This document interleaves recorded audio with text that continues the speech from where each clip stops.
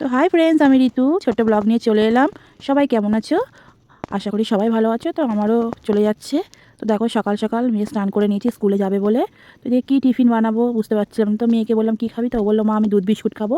তো ওকে দুধ biscuit ready করে দিলাম। আর এইদিকে আমি গরম জল নিয়ে নিয়েছি, এর মধ্যে লেবু দেওয়া আছে। আমি সকালবেলা উঠে আগে গরম জল আর লেবু খাই, তারপরে অন্য কিছু খাই। তো এটা খাইয়ে নিলে কী হয়, মুডটা ফ্রেশ হয়, একটু গরম জল খেলে একটু ভালো লাগে।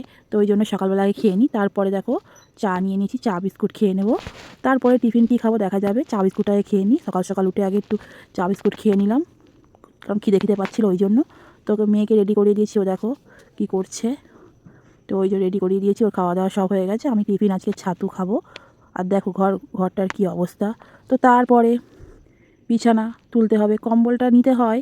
একটু একটু ভোরের দিকে ঠান্ডা লাগে এখনও, ওই জন্য তো কম্বলগুলো কাচতে হবে। তা দুটো কম্বল কীভাবে কাচবো এটাই মুশকিল।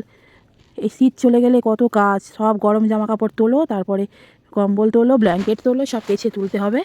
তো তারপর দেখো এই চাদরটা, তার উপরে আরেকটা চাদর পেতে নিয়ে না, খুব নোংরা হয়। খাটে এসে মেয়ে বসে রং করে, ড্রয়িং করে, তো ওই জন্য প্রচুর নোংরা হয়। ওই জন্য আরেকটা চাদর উপরে পেতে নিই। শোয়ার সময় রাতের বেলা ওটা তুলে দিয়ে ঝেড়ে নিয়ে তারপর শুই, কারণ না হলে এত নোংরা হয় কত কাচবো বলো। তো তারপর দেখো আগের দিন কত জামা কাপড় কেচে নিয়েছিলাম, তো সেইগুলোই গুছাচ্ছি। জামা কাপড় কাচার আমার জীবনে শেষ হয় না, সারাক্ষণ জামা কাপড়ই কাচতে থাকি। কার কার এত জামা কাপড় হয় কমেন্ট করে জানাবে। আমি তো সারাক্ষণ জামা কাপড় কাচতে থাকি।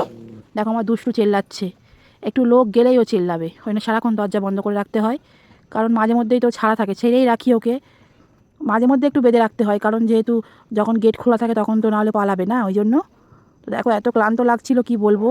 তারপর সমস্ত জামা কাপড়গুলো ওই চিল্লাচ্ছে, বাইরে থেকে অন্য কুকুর চিল্লাচ্ছে, ও চিল্লাচ্ছে। আমি যখন ভয়েস করবো তখন এরকম চিল্লাবে। তো কী রান্না করছি আজকে দেখো। তো আজকে তোমার দাদাভাই ভোলা মাছ নিয়ে এসেছিলো, তো ভোলা মাছের ঝাল করবো সর্ষে বাটা দিয়ে।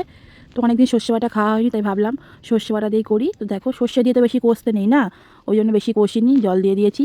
মাছটা ভালোই ছিল, আর সর্ষে বাটা দিয়ে খুব সুন্দরও খেতে লাগছিলো। ঝালই করে নিয়েছিলাম, উপরে ধনেপাতা কুচি দিয়ে নিয়েছিলাম। তো মাছটা খুব টেস্ট ছিল। তো দেখো মাছগুলো দিয়ে নিলাম। তো এখন করে আমরা উনুনেই রান্না করি, যেহেতু সামনে জায়গা আছে ঘরের সামনে, ওই জন্য উনুনেই রান্না করি। গ্যাসে কমই করি, গ্যাসটা কম পড়বে ওই জন্য উনুনেই রান্না করে নিই। তো দেখো এখন ফুটে এসছে, ধনেপাতা কুচি ওপরে দিয়ে দিয়েছি। কালারটা কেমন হয়েছে তোমরা কমেন্ট করে জানাবে। আর কার কার ভোলা মাছ খেতে ভালো লাগে জানিও। তো ভোলা মাছ পুরো কমপ্লিট হয়ে গেছে, রেডি হয়ে গেছে। তো কালারটা কেমন হয়েছে জানিও তোমরা। আর এইদিকে আমি ভেন্ডি খেতে খুবই ভালোবাসি, অল্প ভেন্ডি ছিল, আর ভেন্ডির যা দাম ওই জন্য অল্পই নিয়ে এসেছিলো। তো এটা সর্ষে বাটা দিয়ে আমি একটু ঝাল করে নেব। খুব ভালো হয়েছিল খেতে, আমি এমনিতে ভেন্ডি খেতে খুবই ভালোবাসি। এই এখন ভেন্ডির সিজন উঠলো, আমি ভেন্ডি খাবো। তো ভেন্ডির ঝালটা হয়ে গেছিলো। তারপর এইদিকে বাঁধাকপি চচ্চড়ি হবে চিংড়ি মাছ দিয়ে। তো দেখো বাঁধাকপিগুলো কেটেছে মা, কত বড় বড় করে কেটেছে, যেহেতু গলে যাবে। তো দেখো বাঁধাকপি কমপ্লিট হয়ে গেছে।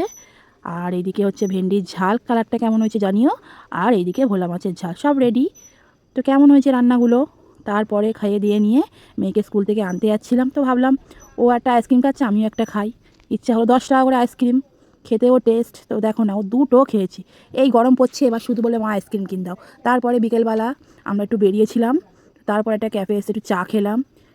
মাথাটা খুব যন্ত্রণা করছিল, তো একটু চা খেয়ে নিলাম।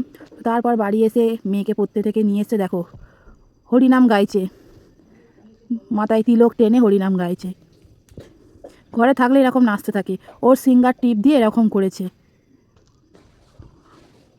ভালো লাগছে দেখতে, বলছে আবার জিজ্ঞাসা করছে। তারপর দেখো কত বলে বলে পড়তে বসলো।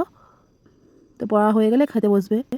খেয়ে দিয়ে নিয়ে এই শুয়ে শুয়ে ফোন দেখছে, যতক্ষণ না বলবো ততক্ষণ ফোনটা রাখবে না। তোমাদের বাচ্চা কি এরকম করে কমেন্ট করে জানাবে। আর আমার ভিডিওটা যদি ভালো লাগে লাইক কমেন্ট শেয়ার করে একটা সাবস্ক্রাইব করে দিও। টাটা।